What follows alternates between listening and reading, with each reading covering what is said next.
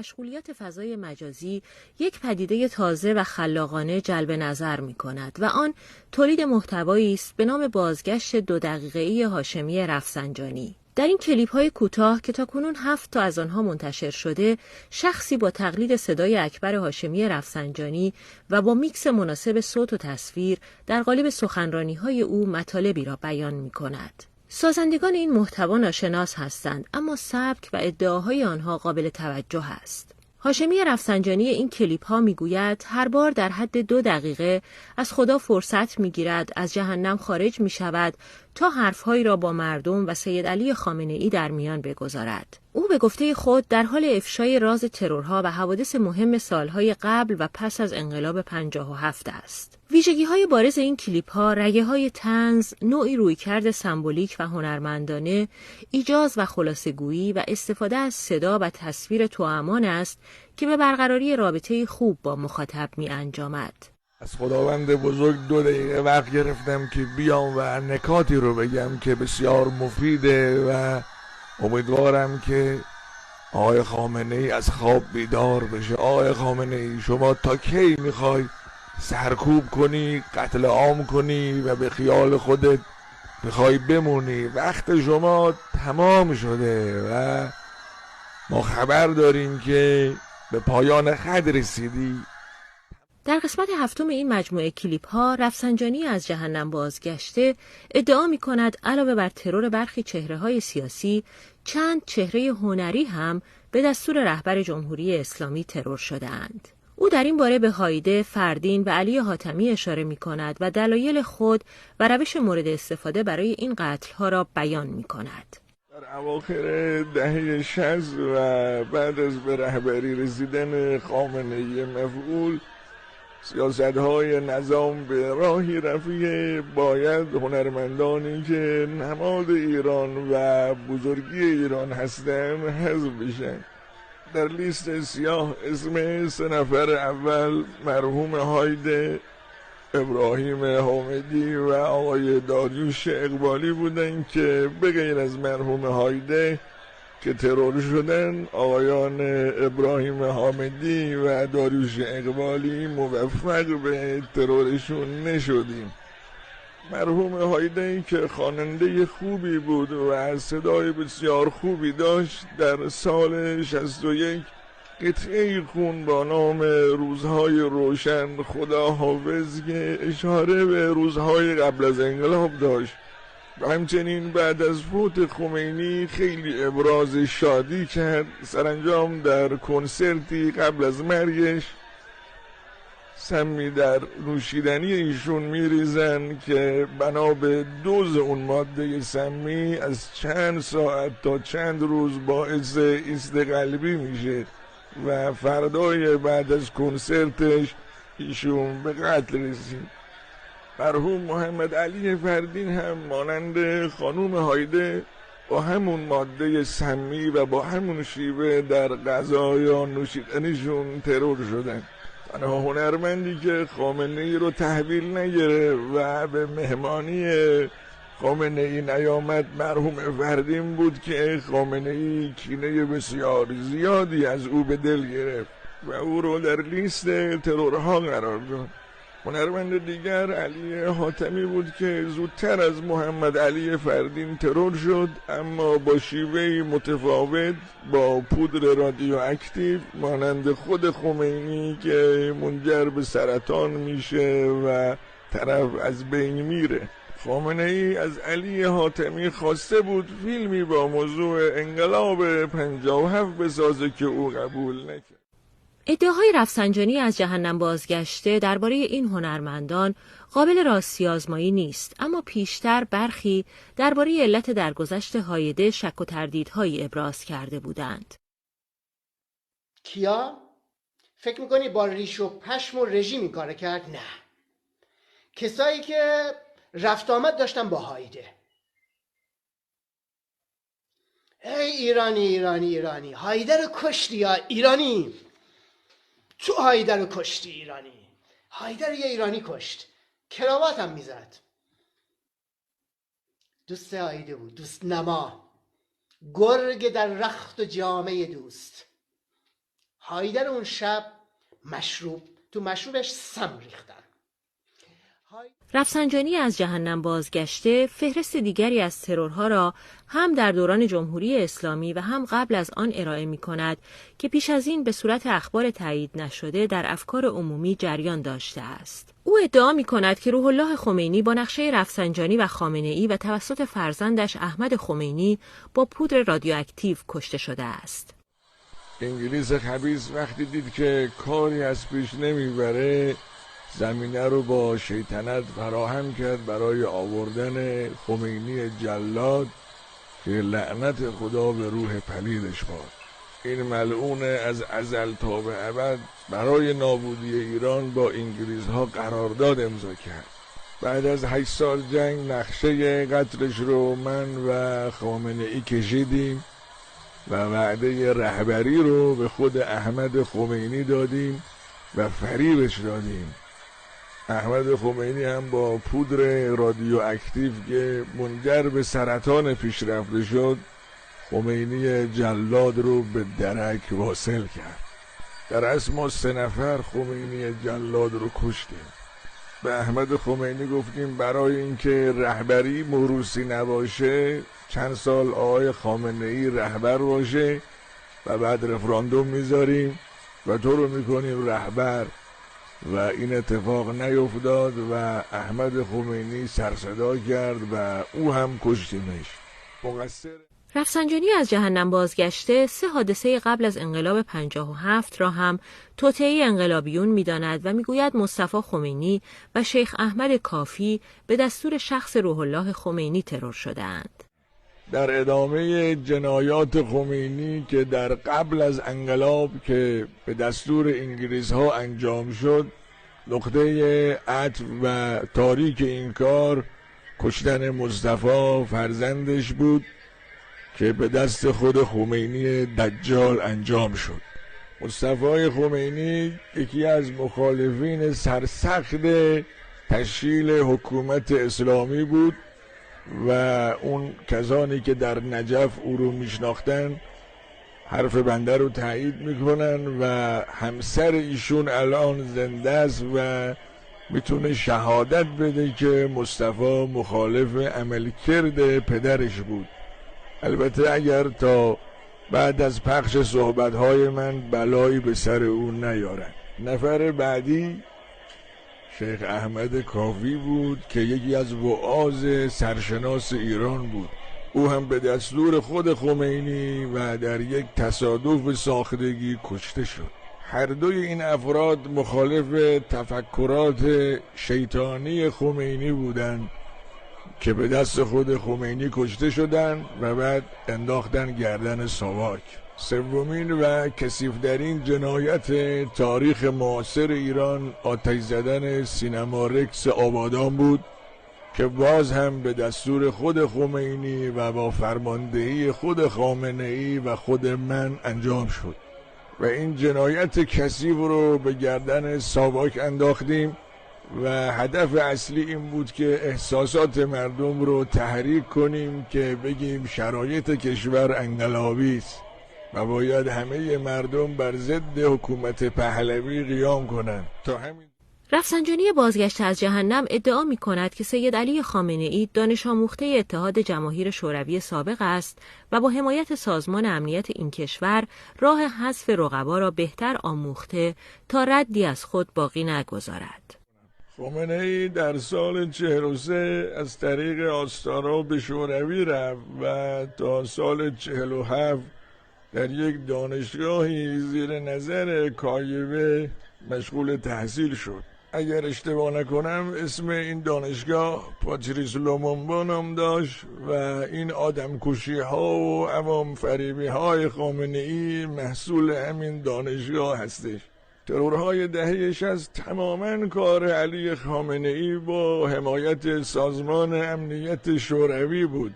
من هم با حمایت انگلیس ها و با رفاقتی که با این شیطان سیاه علی خامنه‌ای داشتم در جریان همه امور بودم و قرار ما این شد بعد از حذف رقیبانی مثل مطهری بهشتی رجایی و با هنر و آخرین نفر خود خامنه ای رهبر بشه و من رئیس جمهور بشم و اینکه ترور من و خود خامنه ای یک کار هماهنگ شده ای بود در دهه 60 که کسی شک نکنه. بعد از رهبر شدن خامنه ای اولین دستوری که برای تخریب داد حمام منصوری مشهد بود که با لودر تخریب شد. پیرمردهای مشهدی تایید میکنن من چی میگم. درباره دو نکته این بخش از اظهارات رفسنجانی بازگشت از جهنم باید گفت ادعای تحصیل سید علی خامنه ای در دانشگاه پاتریس لومونبا را عده‌ای میپذیرند و عده‌ای رد میکنند.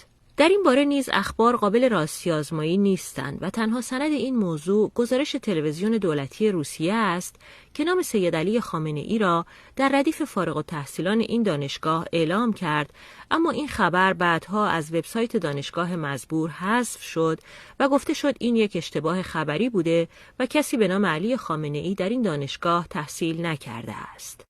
It's been 50 years since the university first opened its doors for the first foreign students, and the date 1960, the date of the foundation, is very significant because that's where many African countries gained their independence from colonial powers, and this university was a chance for them to acquire skills and to learn from the experience of the back then Soviet Union and establish ties. Among the alumni there are many notable high-level politicians, for instance the Supreme Leader of Iran, Ali Khamenei, as well as Mahmoud Abbas, the leader of the Palestinian Authority. And over the years, many alumni say that the goals of the university have not changed much. درباره نکته دیگر ادعاهای رفسنجانی بازگشت از جهنم، یعنی استفاده از مواد رادیواکتیو برای حذف رقبا توسط روس‌ها و آموزش آن به مردان جمهوری اسلامی، در سطح جهانی اخبار تایید شده زیادی وجود دارد و بسیاری تقریباً اطمینان دارند که این روش یکی از اصلی ترین روش‌های حذف مخالفین در دنیا به خصوص توسط روس‌هاست. وبسایت تلویزیون ایران اینترنشنال روز 3 شهریور 1399 در این باره گزارشی منتشر کرده و در آن به مسمومیت 7 چهره سرشناس جهان و ایران بر اثر مواد رادیواکتیو و سمهای اعصاب پرداخته است. در این گزارش آمده یکی از مواد رادیواکتیو که در ترورهای هسته‌ای در سالهای اخیر مورد استفاده قرار گرفته پولونیوم 210 است. عنصری که هرچند متأثر از چرخه غذایی در حد بسیار اندکی در بدن انسانها وجود دارد، اما خوردن یا استنشاق کردن آن به صورت مستقیم میتواند بسیار کشنده باشد. 2 نفری که گفته می شود در این سالها با استفاده از پولونیوم 210 کشته شده اند، یاسر عرفات رئیس پیشین تشکیلات خودگردان فلسطین و الکساندر لیتویننکو افسر پیشین اطلاعاتی روسیه هستند. یاسر عرفات 21 آبان 1383 پس از یک دوره طولانی بیماری در بیمارستانی در پاریس درگذشت. ابتدا علت مرگ او کهولت سن اعلام شد، اما بعداً و با یافتن رد پولونیوم 210 بر روی لباسهای بجامانده از عرفات، گمانه ترور بیولوژیک او مطرح شد.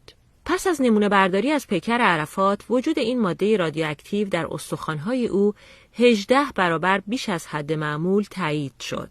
الکساندر لیتویننکو، شهروند روس بریتانیایی که پیشتر مأمور سرویس امنیت فدرال روسیه بود و سپس به یکی از منتقدان پوتین بدل شد و مقیم بریتانیا شد، 2 آذر 1385 22 روز پس از آلوده شدن به پولونیوم 210 در بیمارستانی در لندن درگذشت. لیتویننکو در جریان دیدار با 2 همکار سابقش در یک هتل در لندن و با نوشیدن چای آلوده به پولونیوم مسموم شد.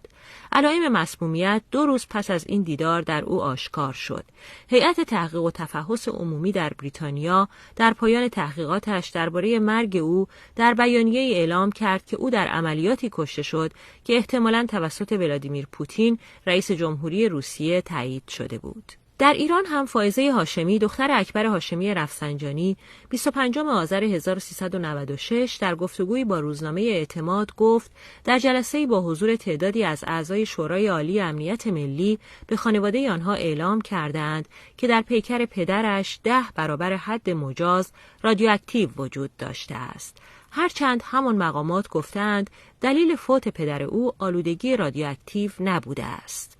بنا به این گزارش، ویکتور یوشچنکوف، رئیس جمهور پیشین اوکراین، یکی دیگر از چهره‌های شناخته شده است که 16 شهریور 1383 و در حین مبارزات انتخاباتی برای ریاست جمهوری اوکراین تبلیغات انتخاباتی خود را بدون هیچ توضیحی متوقف کرد. 11 روز بعد اعلام شد این کاندیدای مخالفان در اوکراین با ماده شیمیایی مسموم شده که صورت او را به هم ریخته است. کمی بیش از 2 ماه بعد اعلام شد که او با ماده سمی دیوکسین مسموم شده است.